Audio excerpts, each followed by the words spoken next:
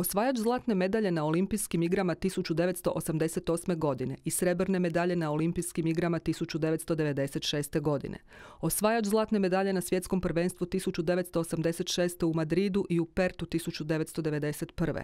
Osvajač zlatne medalje na svjetskom ili FINA kupu 1989. u Berlinu i srebrne medalje 1991. u Barceloni.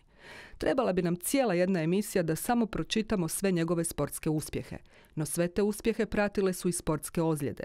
Prijateljstvo s doktorom Bučanom je neraskidivo, a čak mu ni pandemijski lockdown nije teško pao jer, kaže, sportaši su navikli na čeličnu disciplinu. O svemu što vrhunski sport nosi razgovarali smo s legendom hrvatskog vaterpola Dubravkom Šimencom.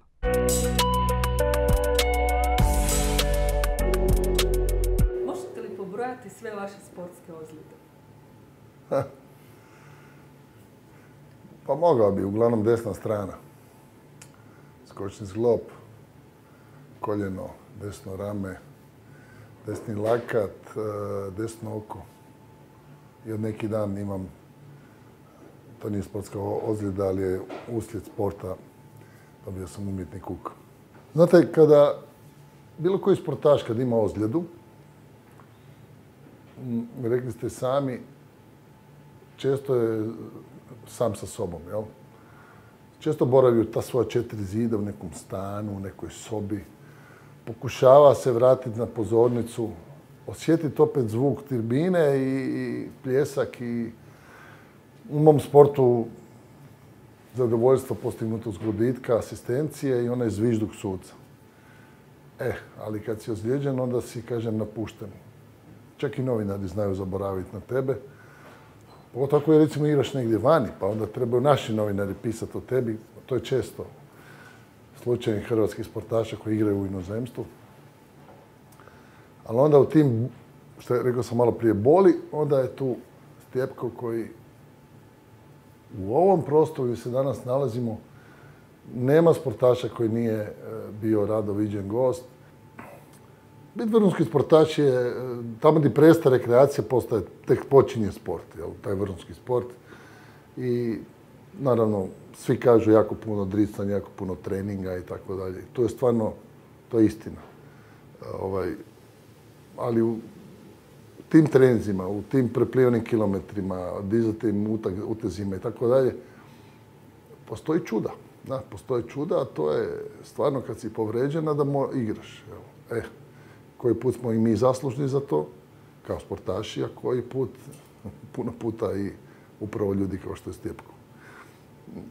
Spominjamo njega, jer o njemu razgovaramo, ali mi smo imali puno ljudi oko nas koji su brinuli, jel? Jeste li vi kad bili usamljeni na vrhu? U momčadskom sportu nikad nisi sam. Za razliku od onih pojedinačnih sportaša, individualnih sportaša. Možete misliti samo, ja se uvijek, ima jedan sportaš koji je obilježio moj period, mog života, to je Goran Ivanišević koji je nešto mlađi od mene. Ali samo mogu zamisliti njegovo to stanje, usamljenost nakon 2 izgubljena finala Davis Cupa, Wimbledona, ispričavam se. I onda osvajanje 2001. Gdje dan danas, kada ja gledam ponovljene snimke na televiziji, suza krene. Ili ista suza krene, postoje 2 isto velika sportaša Hrvatska, to su braća Janica i Ivica Kostelić. To je usamljenost na vrhu. Bio ti pobjednik ili gubitnik. Jer te suze, to samo njih dvoje znaju. I ta obitelj. Podijeli sa svima nama. Evo, to su nekako 3 sportaša koja su meni, ja neću reći idoli, nego sam ponosan da ih poznam i da smo na neki način povezani. Goran, Janica i Ivica. U zadnje vrijeme nevjerovatna količina dobrih ljudi je otišla na neka druga mjesta. Jako puno ljudi meni nedostaje koji su bili predsjednici i članovi uprava mojih klubova. Stvarno su bila gospoda. To je ono što danas fali u društvu, a pogotovo u sportu. Ne kažem da današnji treneri nisu predsjednici, kvalitetni ljudi. Ne, daleko od toga. Ali je puno bilo ljubavi više. Ljubavi i za pionire, i za kadete, i za juniore, i za prvu momčad. I ljubavi za gledatelje, i ljubavi za novinare, i ljubavi za one tete koje bi znale počistiti neku dvoranu, neki bazen, neke majke, supruge koje bi znale napraviti neki sendvič za put i tako.